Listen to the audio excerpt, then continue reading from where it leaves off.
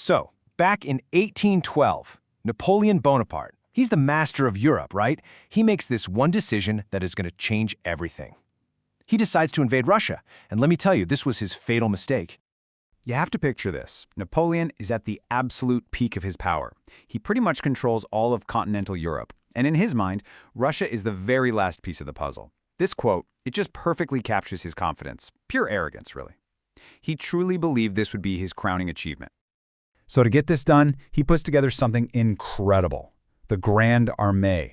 We're talking over 685,000 soldiers from 20 different nations. This was, by far, the largest European army ever assembled. I mean, this thing looked absolutely unstoppable, designed for one thing and one thing only. A quick, decisive, knockout blow. But here's the crazy part. Less than 6 months go by, and that colossal army, it's just gone. It basically ceased to exist. So the big question we're tackling here is this. How did the greatest army of its time just vanish into the massive Russian landscape? Okay, so to really get how this all went so wrong, we have to look at the two big ideas about war that were about to smash into each other. You had Napoleon's military genius on one side, and on the other you had the sheer scale of Russia's geography.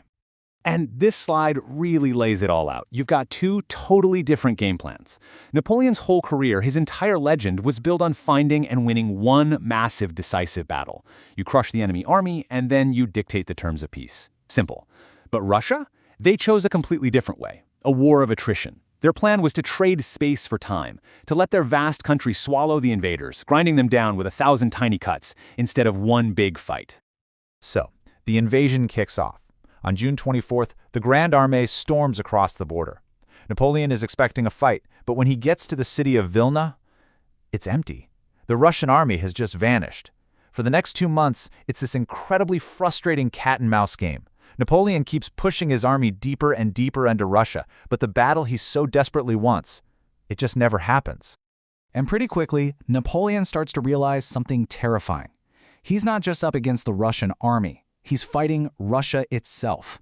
The land, the space, the distance, it was all becoming a weapon against him, thanks to a truly brutal and effective strategy. So what is attrition warfare? Well, it's not just about winning battles. It's about making it impossible for your enemy to keep fighting. You go after their supplies, their morale, their resources, everything.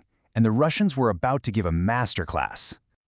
The Russian strategy was just brilliant, and it had a few key parts. First, just keep retreating. Lure the French deeper and deeper, stretching their supply lines until they snap. Second, scorched earth. As you retreat, you burn everything. Villages, crops, anything the invaders could possibly use. Third, constant harassment from Cossacks and partisans, picking off supply wagons and soldiers looking for food. And it all served that one main goal: deny Napoleon the battle he needed to win. And did it work? Oh, absolutely. The effect was just devastating. By the time the Grande Armée even reached the city of Smolensk, its strength had tanked to around 160,000 men. Now think about that for a second. More than 400,000 men were already gone from desertion, disease, starvation, before a single major battle was even fought. That is the terrifying power of attrition. But, the Russians couldn't just keep backing up forever. The political pressure was mounting on Tsar Alexander to finally make a stand. The road to Moscow would finally give Napoleon the clash he wanted, but the victory he was about to win would be completely meaningless. On September 7th, at Borodino, the two armies finally met. And what followed was just an absolute bloodbath, one of the deadliest single days of that entire century. In the end, Napoleon's forces held the field, so technically it was a French victory. But they failed at their main objective.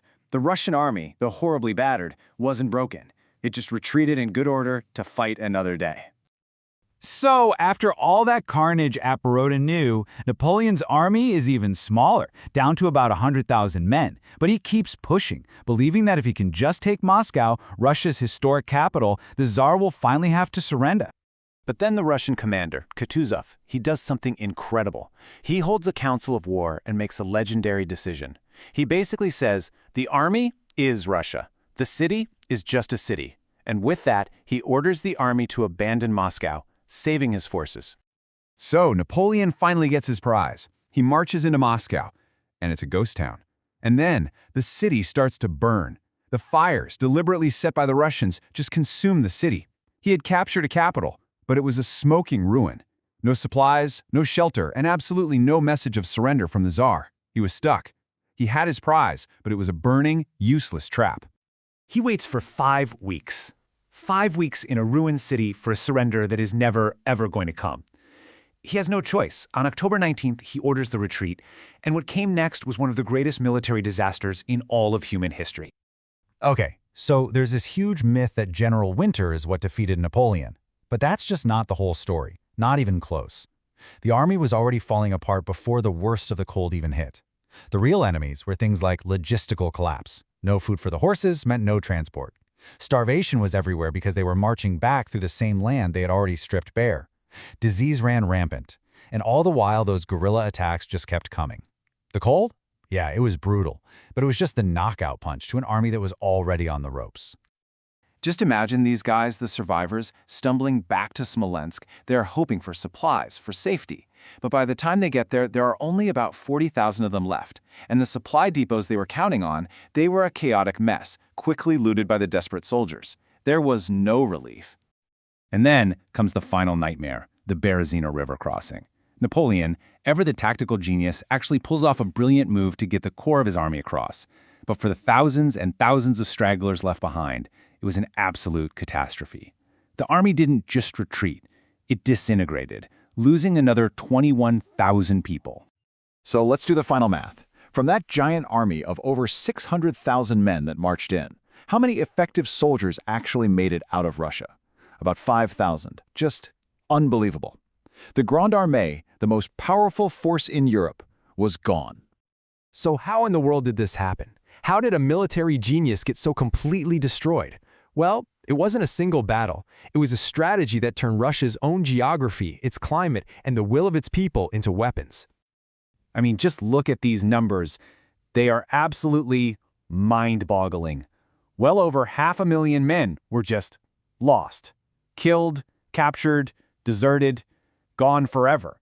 This was a blow that Napoleon's empire never, ever recovered from. You could say that the long road to his final defeat at Waterloo really began right here in the snows of Russia. And you know, it's kind of fascinating how everyone remembers this war differently. For the Russians, it's the Patriotic War of 1812, this heroic, defining moment for their nation. For the French, it was the Russian campaign, a disaster, sure, but one campaign among many.